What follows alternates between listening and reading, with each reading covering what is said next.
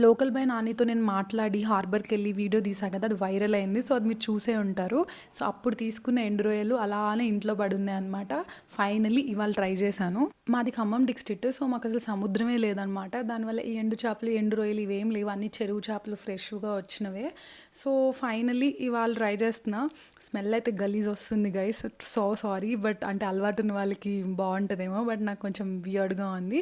So, నేను only రొయ్యల కూరలా వండుతారేమో అనుకున్నా. బట్ కాదంట. ఇట్లా వేరే వెజ్జీస్‌తో కలిపి వండాలంట. సో, ఫస్ట్ అయితే ఇట్లా రొయ్యల్ని కొంచెం ఆయిల్‌లో ఫ్రై చేశాను. వాటర్‌లో నానబెట్టాక దాంట్లో మళ్ళీ ఆనియన్స్ మళ్ళీ అవి వేగాక ఇంకా అనుకున్న వెజ్జీస్ అన్నీ అయితే వేసి మగ్గిచ్చాననమాట.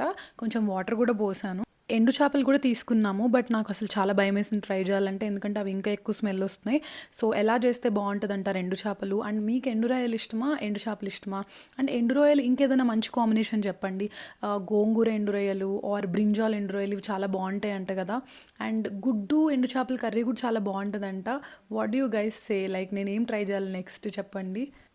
ప్రోటీన్ ఇంటేక్ కోసం ఎగ్స్ అయితే బాయిల్ చేసుకొని యాడ్ చేశాను వాటిలో. సో, చాలా తక్కువ ఆయిలే ఏసాం గైస్. సో, అందుకే చాలా హెల్తీగా ఉంది. సో, స్మెల్ అయితే అదిరిపోయింది. Finally taste.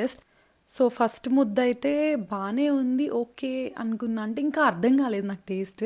బట్ సెకండ్ ముద్దయితే wow guys! Seriously how did I miss this all my life?